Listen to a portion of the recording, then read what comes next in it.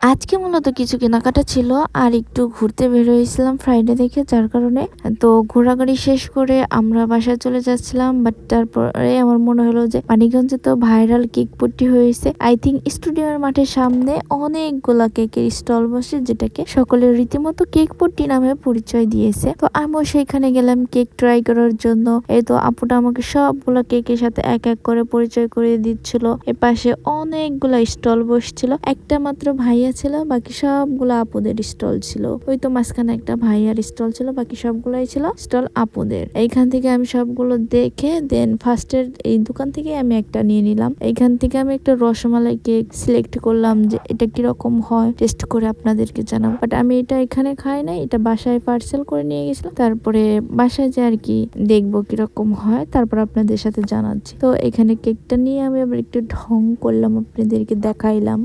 এই তো তারপর আমি বাসায় চলে আসছি। তো এক স্লাইসে একটাই রসমালাই থাকে, আর এক স্লাইসের দাম হচ্ছে 100 টাকা। এই তো এখানে আমি কেক অনেকবার ট্রাই করছি, বাট উঠেই না আমার চামিচে। আমি কি করব ভাই, তারপরে কোনো মতে এক বাইট দিলাম। এভারেজ মোটামুটি ভালোই লাগছে, আহামরি যে কিছু ওরকম কিছু না, মোটামুটি ভালোই। তারপরেই তো এইখানেই শেষ। লাপেস।